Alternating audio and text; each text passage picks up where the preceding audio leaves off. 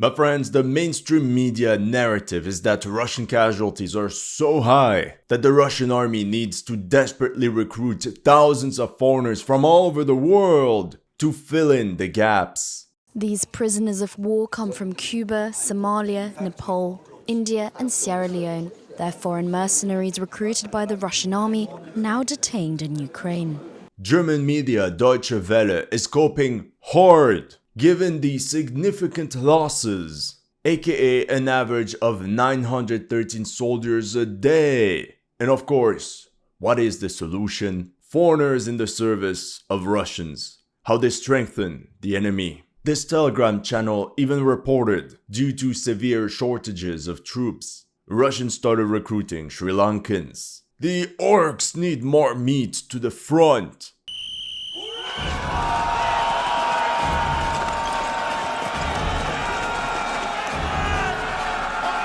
Except all these so-called news are loaded with propaganda. So today I will debunk a lot of this nonsense. Same thing for the claims that there's mass desertion and even mutinies among these foreign recruits. It's funny, they never use the words mass desertion when thousands of fighters of the International Legion simply left the front and went home. With that being said, the story of these foreign recruits that ended up in the Russian armed forces is pretty tragic. Most of them come from poor countries. They didn't join for ideological reasons, but down-to-earth financial ones, in order to help provide for their families. Now look at them. Do you really think these guys are Sturm Battalion material? Most of them don't even speak Russian. English. I don't think Russia actually needs foreign recruits. And you'll see why throughout this video. Especially if the majority of them don't even have any military experience whatsoever. If anything, they're more of an annoyance for Russian authorities, because all this also creates numerous diplomatic problems. Fuck. CNN talks of thousands of losses in the ranks of the foreign mercenaries fighting for Russia. But if we look at the facts, as of the 12th of July, 220 foreigners were reported and confirmed as KIA according to the website Mediazona. Other sources mentioned that as of December 2023, at least 254 foreign citizens were KIA in Ukraine as part of Russian armed forces. We're very far from thousands of casualties. You just need to believe. Welcome to History Legends, and here are the latest news of the Russo-Ukrainian war. If you're new to this channel, make sure to like and subscribe. As you know, some of my Ukraine videos have been targeted with limited or no ads. So make sure to check out my Patreon or PayPal to keep the show running. Thank you to everyone that has already helped, and welcome to the headquarters. Let's start with Syria. We all remember this rumor from the first months of the war, where supposedly Russia was going to deploy up to 20,000 Syrian and Libyan mercenaries in the Donbass. And the funniest thing is that it even says that the source is an anonymous European official in Washington. Oh, what a surprise. Turns out it was all fake. In this article by Ukrainian media Apostolov, the main intelligence directorate of the Ministry of Defense of Ukraine has published a list of mercenaries from Syria, whom the Russian Federation recruited to participate in the war against Ukraine. My friends, there are 141 names on the list. 141. That's almost 150 times less than what was publicly announced. Actually, this is a pretty good summary of the coverage of the Ukraine war by the mainstream media. Random sources always come before cold, factual data. Now let's take a look at the infamous Cuban troops. Puerto, viva la Cuba! Viva! Cuba libre! In this video, we see a group of 15 to 20 Cuban soldiers. They are located in a very special military training base, the one of the 106 Guards Airborne Division in Tula. Here we see another squad of about 10 men from Cuba. And while digging on Reddit, I found more pictures. For example, in this picture, I see 16 Cuban fighters. And interestingly, it seems to be the same guys from the previous video. I think I recognize some of them. This Telegram post added the following note. Just like the good old days of the Cold War, we are with the Cubans against the Western imperialists. As a matter of fact, some of the Cubans enlisted just because of that. One wrote on social media, "My father went to Angola. All my male ancestors were in some war, and I want to follow their path." He's referring to the Cuban intervention in Angola. Over the course of the war from 1975 to 1991, over 300,000 Cubans were deployed in Africa. At the peak of their involvement, there were about 36,000 Cubans stationed in Angola. However, the situation is completely different in Ukraine. The BBC actually wrote an article on these Cuban mercenaries. How Russia lures Cubans to war with Ukraine. Here in this picture it even says, Marilyn Vinent shows a photo of her son Denis, who went to Russia to work in construction but ended up in the army. Because of that, on the 8th of September 2023, Cuban officials said they had arrested 17 people in connection with the alleged trafficking scheme. As you can see, the main motivation to go to Russia is money. That's why we can talk of mercenaries. Cuban volunteers in the Russian armed forces would get over $2,000 a month, a huge sum in Cuba, where the average monthly salary is less than $50. And if the soldier gets KIA, the family in Cuba would get $21,000. On top of that, these foreign recruits can also get Russian citizenship after their contract ends in the military. I'll show you parts of this interesting interview of a Cuban mercenary that was captured in Marinka. This is what he had to say. Yo no vine a la guerra porque la página decía que uno venía aquí a trabajar en la plomería, albañilería, carpintería. Ese era el contrato. Pero no es tirar tiro porque por lo menos yo hablo por mi persona. Por lo menos yo no tengo entrenamiento militar. Nosotros nos pusieron el contrato en ruso y te hacen firmar creyendo, ¿me entiendes? De que es la labor esa que tú viniste. Y ya ahí cuando tú te das cuenta estás en un búnker y estás tirando tiro en una trinchera. Apparently the conditions are so bad that a unit of Cubans attached to the 428th Motorized Rifle Regiment near Donetsk fragged their commander. I quote, "The reason was constant humiliation, beatings, and deprivation of wages from migrant workers from Latin America." This entire story stems from the information of an anonymous Atesh agent, a Ukrainian partisan operating behind enemy lines in occupied territory. There's no picture, no video, no sort of evidence. And if that mutiny was legit, we all know how the Russians would have handled the situation. According to the pro-Ukrainian platform Inform Nepal, by October 2023, 200 Cubans allegedly served in the Russian army. Meanwhile, Reuters could confirm the presence of 119 Cuban citizens in the zone of operations. The Time talked to some Cuban human rights group in Miami, and they were able to track 746 Cuban recruits. It seems they were numerous enough to form all Cuban units. For example, the one captured in Marinka said there were 35 Cubans in his platoon. As of now in 2024, it is believed that one of the Cuban commanding officers is thought to be Lázaro González. In a special interview on the radio, he even claimed to have 90 Cubans under his command. The representative of the Ukrainian Foreign Ministry in Latin America and the Caribbean told the Wall Street Journal that there were about 400 Latinos in the Russian military. So we can safely assume a majority of them are Cubans, but there are also Colombians, Mexicans, and so on. What's interesting is that most of these foreign mercenaries are immediately sent to the Donetsk front, probably to fill up the depleted DPR brigades. I estimate around 1,500 to 2,000 foreign recruits in the ranks of the Russian armed forces since the beginning of the war. Max 3,000 if we really stretch it. Like we've seen, there are some Hispanic detachments, platoon-sized units of 30 to 40 men. But in reality, such ethnic units are relatively rare. Spoilers, I heard there's also a Sri Lankan one. Long story short, every foreign recruit goes through basic training, and after that they go through some sort of selection. Using a drone, the battalion commander assesses every recruit's military skills in various tasks.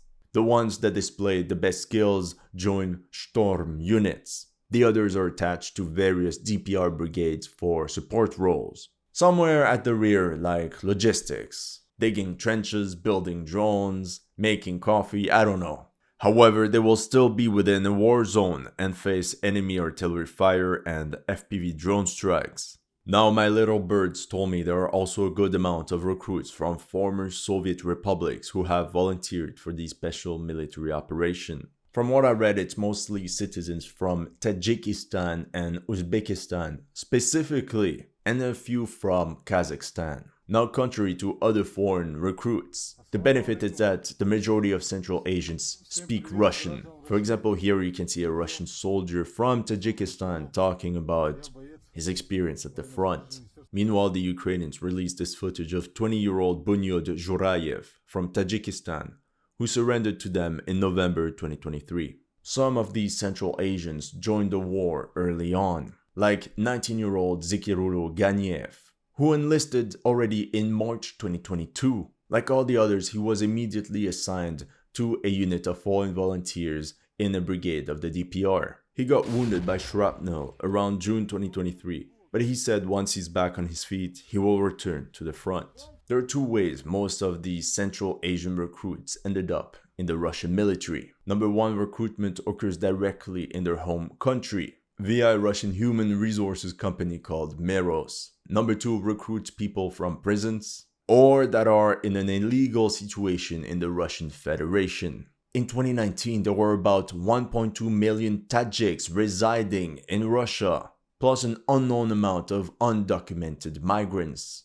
Let's say there is a police raid somewhere in a big city like Moscow or St. Petersburg, and they catch a bunch of undocumented people from Central Asia. The migrants are given a choice. Either you sign a contract with the Ministry of Defense, or you will be deported with no possibility to ever return. And that's a very tough choice, knowing that there's absolutely no work whatsoever in Tajikistan. This is what happened to this 45-year-old father of four. He was caught in one of such raids, was sent to basic training, and at once he became a rifleman in the 237th Tank Regiment. We know his story because on the 7th of July, he surrendered to the Ukrainians. In the fall of 2023, the Minister of Internal Affairs of Tajikistan stated that about 100 of their citizens were serving sentences in Russian prisons and sent to fight in Ukraine, out of an estimated 10,000 Tajik inmates. That's 1%. Not very successful recruitment campaign, eh?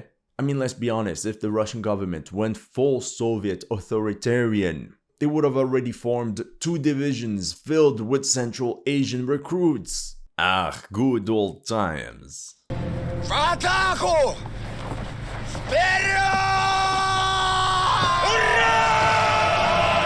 In the end, it's hard to say how many Central Asians are fighting in the Russian armed forces. As you can see, a couple hundreds for sure. According to Ukrainian sources, so take it with a pinch of salt, as of December 2023, 61 Uzbeks and 50 Tajiks had been KIA at the front as part of the Russian army. My guess is that at least half of all the foreign recruits in the Russian armed forces come from Central Asia. Now, since we're talking about Asia, let's talk about Russia's best ally, China. As you can see on screen, there's also a number of Chinese citizens that signed contract with the Ministry of Defense. Wait, let me do a special headline. Too many Russian losses. The PLA is now joining the fight in Ukraine. Not really. You'll be disappointed. As a little historical note, you have to remember that between 20,000 and 40,000 Chinese citizens fought for the Red Army during the Russian Civil War. They played a crucial role in counterinsurgency operations, mostly because of their cruelty. Now back to the Ukraine war. We have the very interesting testimonial of Li Jianwei, a former Chinese army soldier that enlisted in Russia. 所以他妈的这他妈巷战跟我想象中不一样。我想象中的巷战，第一梯队12个人，2个战斗小组，实际上可以划分4个战斗小组，但是打巷战都是头一次，也是做支援吧，老兵新兵过去，我跟你说。 那边的阵亡率啊，就是人进入战场到基本上你死8到10个小时，就是这么快。 Then there's another one called Sun Ruiji. He posted the following video on Chinese social media Weibo. How it started. 全体都有听我口令，同志们好，同志们辛苦了，首战用我，用我必胜。 How it ended. 我会死在这里的，也请求广大的中国朋友们。 According to the latest news, Sun Ruiji left his unit, so he's a deserter, and hopelessly tried to get help from the Chinese embassy, but they essentially told him he had to finish his contract before coming back home. Just like with many other countries, it's important to note that Chinese citizens are prohibited by law from engaging in military activities for foreign countries. In theory, all of them could face prison upon their return. Contrary to popular belief, not all foreign fighters are sent directly into the trenches. As you can see here, this Chinese volunteer is part of some support unit of the Piatnashka brigade of the DPR. Fun fact, he uses an online translator to communicate with his officers. Overall, we have video evidence of about 50 Chinese citizens in the ranks of the Russian armed forces. But of course, there could be a little bit more. There is even this Japanese volunteer or mercenary, whatever you want to call it. The last samurai that also has to use Google Translate to swear his allegiance to Russia. Perhaps if the Russians were a little bit more organized, they could have followed the French Foreign Legion approach and make sure all the foreign recruits learn enough Russian to understand basic commands and work in combat teams before going to the front. Now that this is clear, we can move on to the next country, which is Nepal. Want to go home. This is what we heard the most recently about Nepali volunteers in the Russian military. According to CNN, by February 2024, Russia had recruited about 15,000 Nepalese citizens into its ranks. Knowing the fierce Gurkhas, if that was true, it would have already been GG well played for Ukraine. How many are actually fighting in Russia? I've read that 700 families have asked the government for help in bringing their relatives home from the front. So possibly up to 700 Nepali fighters. Meanwhile, other sources claim that Moscow was able to attract 150 to 200 Nepalese citizens into its paramilitary structure. And this seems to be more in line with the data from Nepal's foreign ministry that estimated that at least 200 of the country's citizens were fighting in Russian ranks, of which 14 were KIA. That is the data from May 1st. Since then, Nepal's government said at least 32 Nepali men were KIA fighting for Russia. How did they even get there? Well, since February 2022, over 1,700 Nepalese have gone to Russia on student or work visas. Like most of the foreign recruits, most joined for the money. The experience of Mr. Shahi basically confirms everything we've heard before. He'd make $2,200 a month as a contract soldier and get Russian citizenship as a reward for his service. From this article of the New York Times, there were hundreds of Nepalese on base. Mr. Shahi also mentioned he got 2 weeks of training only, which is similar to the experience of 35-year-old Ganesh. For the first 2 weeks of training, life was good. But once we were sent to Ukraine, we didn't have enough food and were beaten by the Russians. It was really bad. It was very frightening. It wasn't man-to-man, bullet-to-bullet. We were attacked by drones, and it was terrifying. Thing is, the Russians treat their own troops the same way. But yeah, 2 weeks basic training seems extremely low. This makes me believe these men were not even meant for frontline duties, but support roles at the rear. Then came the stories of how they escaped from the front after a Ukrainian artillery barrage in December. Mr. Shahi and a small group of Nepalis deserted from their combat positions. With the help of smugglers, he thought he would be able to return to Nepal. However, it was a trap by the Russian army and they were all arrested. The Nepalese even admitted that the Russian armed forces had no need of guys like them that didn't even want to be there. It got messy, but in the end, with more bribes, they eventually got out of the country. The New York Times spoke with 11 Nepalese that managed to escape. 11! So when we read headlines like Nepalese mercenaries desert from the Russian army en masse, no. As you can imagine, I think a lot of the problem stems from the fact that none of these men had actual military experience. In comparison, in an article by The Diplomat, we learned that a veteran from the Nepal army working as a security guard in Dubai was approached by Russian recruiters. He said he's now in a military training camp in Russia. Training is not hard for me as I have gone through similar training in Nepal army. But he also said, weapons here are more modern than what I would get in Nepal army training. That's when he stopped answering the questions of the journalist. So the experience really varies from one individual to another. Apart from Nepalese, there were also a significant number of recruits from India and Sri Lanka. On the 30th of May, Reuters reported Sri Lanka tightens control to stop men being duped into Ukraine fighting. It's funny how news agencies from all over the world use the same keywords lured, duped by Russian recruiters. I understand perhaps the terms and conditions were shady, but at the same time, nobody forced them to fly to Moscow. I don't know, maybe I'm too harsh. What do you think? In the end, Nepali authorities received complaints from about 280 families. In the end, Sri Lankan authorities received complaints from about 280 families. So we could think about 280 of their citizens went to fight in Ukraine for Russia. Meanwhile, Sri Lanka's foreign ministry did its own study, and according to their research, at least 37 Sri Lankans have been wounded in Ukraine and 16 others are missing, most likely KIA. Here you can see one of the Sri Lankan volunteers. In this Telegram post, they talk about a combat action that took place on the 15th of May. 3 of these Sri Lankan mercenaries ran to help a wounded Russian soldier, carrying him out of artillery fire. That's when FPV drones started to rain on them. They managed to pull the Russian soldier out of their line of sight, but they paid the price of their bravery. 2 of these Sri Lankans ended up in serious condition in the hospital, and the 3rd one fell on the battlefield. He's the one you can see on screen. What a tragedy, what a tragedy. Like everyone else, it's poverty that pushes these men to fight abroad. Russian recruiters specifically looked for retired military personnel, promising them over $2,000 a month, 13 times the average income in Sri Lanka.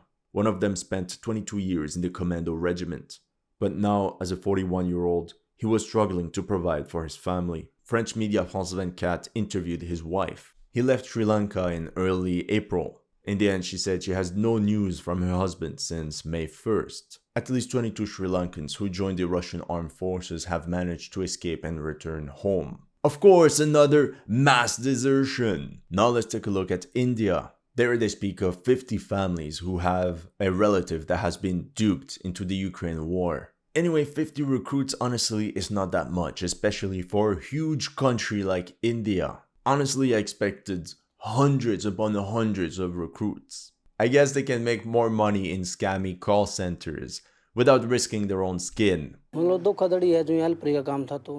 He's being duped. He was supposed to be a helper, and they forced him into the war in Ukraine. Sky News was shown multiple Russian Ministry of Defense contracts. It states the men must perform military duty and service to defend the Russian Federation. But the 12th of June, according to the Time of India, we learned that 3 Indian men have been confirmed as KIA.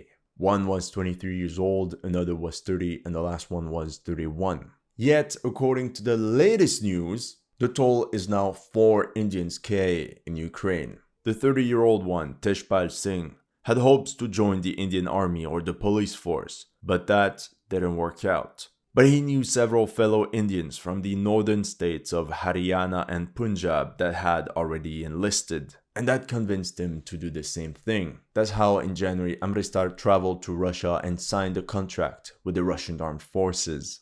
After basic training, he was posted near Tokmak on the Zaporozhye front. The months go by and Teshpal Singh's wife started to get concerned by the lack of communication. Her 2 children also kept asking for their father. One day she sent a copy of her husband's passport to the Russian embassy to see if they had more information. The next day she got the devastating news that Teshpal fell on the front sometime in March. Another one was Mohammed Imran. He complained to his family, how can people who have never seen a gun only get 15 days of training? Sadly, he fell sometime in March 2024. Now we have to talk about the 23-year-old Hemil. On the night of February 20th, he managed to call his parents, telling them he was at the front somewhere in Donetsk, but that overall things were okay. 2 days later, Hemil's parents got another call. They were happy and they immediately picked up the phone, but it wasn't their son speaking. A man identified himself in Hindi as Imran, saying Hemil has been KIA in a missile strike, probably caused by the fact that he called his parents and the Ukrainians intercepted this communication. We're going to end this video with the emblematic recruits from Africa. Check out this Telegram post. It says, in this picture you can see 4 members of the Russian army that have been captured. The curiosity is that among them there is an African soldier. The vast majority were students that were studying in Russia and decided to enlist for various reasons. Apparently, a total of 249 men from 14 countries in Africa went to fight in Ukraine. Some of them, like the one you can see on the left, are already famous on social media. His call sign is Vanya. He comes from Nigeria and he's now an artilleryman. He was a student at the Voronezh Polytechnic University, and now he's attached to the Terek Brigade of the DSHK, the volunteer assault corps that replaced the Wagner PMC. Together with Vanya, 3 other foreign students also enlisted, 2 Syrians and 1 Egyptian. Here's another Nigerian soldier from the Biafra region. Reuters investigated the story of 3 Africans that lived in Russia, 1 from Zambia, 1 from Tanzania, and the 3rd one from Côte d'Ivoire. For various crimes, they all ended up in jail, but joined Wagner during the massive prison inmate recruitment campaign. The one from Zambia fell on the 22nd of September 2022 while storming a Ukrainian trench. A month later, the Tanzanian one fell as well. As the one from Côte d'Ivoire, he completed his 6-month contract and then left the military. On the 11th of January, the Ukrainians captured this Somalian soldier near Marinka. Essentially, he said that many foreigners did not immediately understand that they were enlisting in the military and not some kind of security job. Anyway, here's what he had to say. So when I applied in Kenya for a Russian tourist visa, within 1 week I got it. I was working for almost, you can say 3 months, 2 months and a half. After that, the payment is not good. Almost the same payment in Somalia, 150, 140. After that, I saw the signs everywhere in Russia about the army. I didn't know it's army. I thought like it's security job or something like you can manage with it. I called the number, they give me a location. I went to that location and I signed the contract. In December 2023, Mogadishu-based radio station Kulmiye reported that at least 8 Somali citizens had been forcibly recruited into the Russian army to fight in Ukraine. Once again, it's not that many. Oh my god, actually, I remember this video from late December, and we actually see Private Mohammed Adil. Я чуть-чуть русский. Хорошо. Adil Mohammed. In the interview, Mohammed Adil also said that 3 servicemen of his battalion were from India. Imagine it's the guys I told you about, like Imran and Hemil. And the same age. 120, he's 30 or someone 26 or something, 25. In the end, we can safely say Russia's International Legion experiment was a flop. We can speak about the shady recruitment process which led to numerous diplomatic issues with Russia's allies. Then I'm not sure how recruiting simple civilians that could not even speak Russian would be beneficial from a military perspective. That's all I have for you today. Let me know in the comment section what you thought of my analysis. If you're new to this channel, make sure to like and subscribe. And if you want to support my work, make sure to check out my Patreon or PayPal. The link is in the description below.